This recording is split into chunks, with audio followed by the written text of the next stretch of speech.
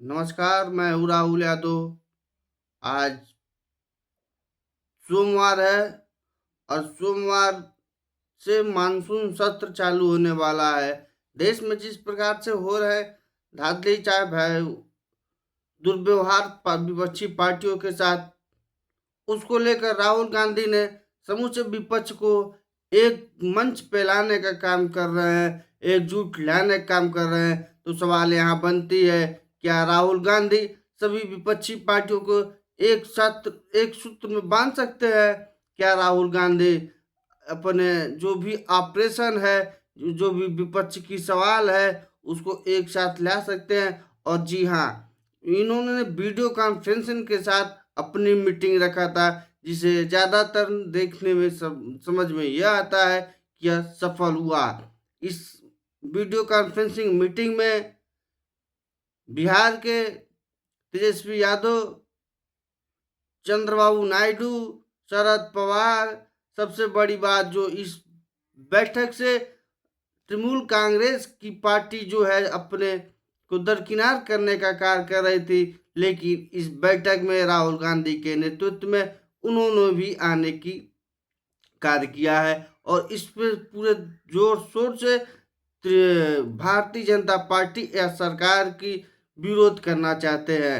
21 जुलाई यानी आज सोमवार को दिन मानसून सत्र चालू होने वाला है और इस मानसून सत्र में कहीं ना कहीं जो हो रहा है देश में, उसको लेकर सवाल पूछने का कार्य विपक्ष करने का कार्य करेगा।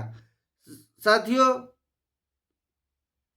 विपक्ष में जिस प्रकार से मानसून के सत्र को लेकर तैयारी चल रही है, देश के ऊपर हो रहे अत्याचार, देश के ऊपर हो रहे दुर्व्यवहार, देश के ऊपर विदेशी लोग जिस प्रकार से अपना हक जमाने का कार्य कर रहे हैं, उन साथियों आज मैं बता देना चाहता हूं आप लोगों को कि जिस प्रकार अमेरिका के राष्ट्रपति ट्रंप 5 बार कह चुके हैं, 5 फाइटर जेट गिरने की बात कहे, यह बात एक दो बार नहीं, पूरे 24 बार कहने का कार्य किए हैं। वहीं दूसरे तरफ भारतीय जनता पार्टी अपने अगले प्रधानमंत्री की लेकर लड़ाई रेस में कर रहे हैं।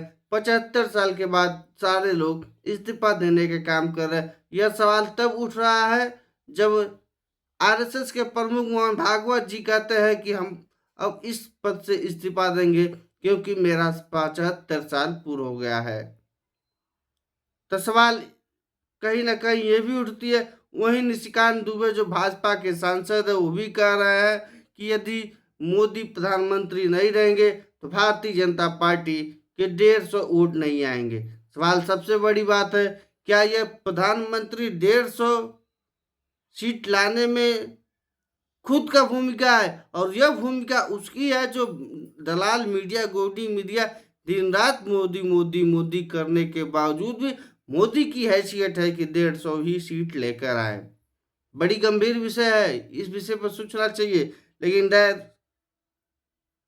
हमारा मुद्दा आज का यह नहीं है, क्योंकि मानसून सत्र है, तो मानसून सत्र पे उठाए जा रहे मुद्दे को लेकर आज हम लोग चर्चा करने वाले हैं। हमारा सवाल यह हो, विपक्ष का सवाल यह रहेगा, मानसून सत्र में क्या पहलगाम आतंकी हमला, सरकार ने इस हमले के बाद कैसी प्रतिक्रिया दी, उसे लेकर अभी तक सवाल पूछे जा सकते हैं। ये भी सवाल पूछे जा सकते हैं कि क्या पहलगाम आतंकी हमले के सरकार ने इस हमले के बाद कैसी प्रतिक्रिया दी। ऑपरेशन सिंदूर, इस सैन्य ऑपरेशन को अचानक से क्यों रोका गया? बड़ी सवाल है कि जब ये ऑपरेशन सिंदूर चलाए जा रहे थे तो उस बीच में अचानक से सरकार की तरफ से यह क्यों रोक दिया गया? बड़ी बातें है। और इसके बारे में पारदर्शिता क्यों नहीं बरती गई, इस पर विपक्ष सरकार के जवाब मांगने की तैयारी में है कि क्यों आप इस पर पारदर्शिता नहीं रखा।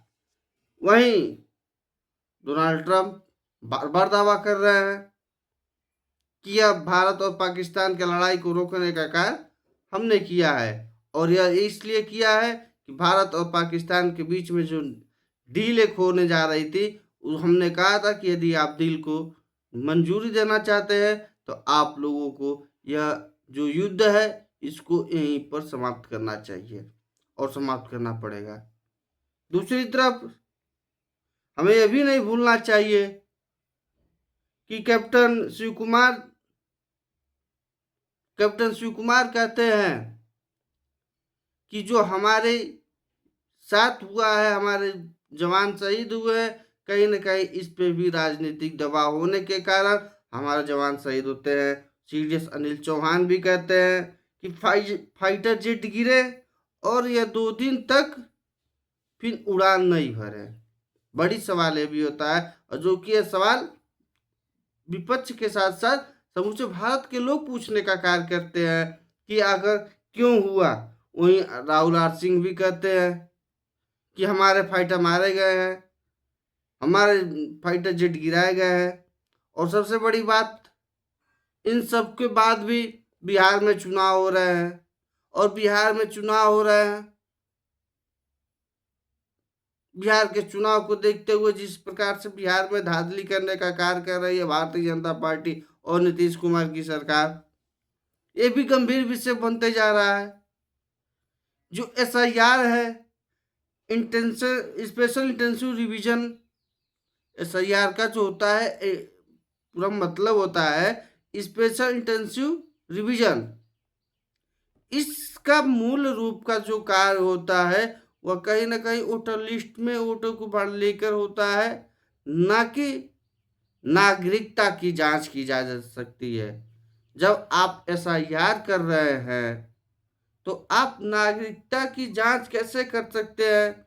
यह बहुत ही प्रक्रिया है, और इससे भी मुद्दा लेकर चंद्रबाबू नायडू भी इसको लेकर मुद्दा बनाने वाले हैं, क्योंकि बिहार में चुनाव है और बिहार के चुनाव को इस प्रकार से इन्होंने रोकने का कार्य कर रहे हैं और इस प्रकार से कहीं ना कहीं धांधली करने का कार्य कर रहे हैं। बिहार में जो भी संविधान है उसको कुचलने का कार्य कर रहा है। संविधान के द्वारा हम लोग बनाए गए सारे नियम कानून को तोड़ने का काम भारतीय जनता पार्टी नीतीश कुमार की सरकार कर रही है। एक गंभीर विषय है कि आए दिन जिस प्रकार से कहीं ना कहीं बीएलओ और वोटरों की ऑडियो वायरल हो रही है, बार बार वोटर जो बीएलओ से सवाल कर रहे हैं और बीएलओ उसका जवाब कर दे रहा है कि हमने आपका सारा कार्य कर दिया, तो उसकी भी प्रक्रिया होनी चाहिए कि बिना वोटर से मिले आप किस प्रकार से और कैसे यह कार्य कर लिए, या आप फॉर्म भर दिए, या आप सिग्नेचर कर दिए। तो जाहिर सी बात है यदि ऐसा ही रहा तो कहीं ना कहीं यह सरकार के दबाव में हो रहा होगा। ये बहुत गंभीर विषय है, इस पर सोचने और समझने की बात है, और सोचना और समझना चाहिए। अब दीजिए इजाजत, राहुल यादव को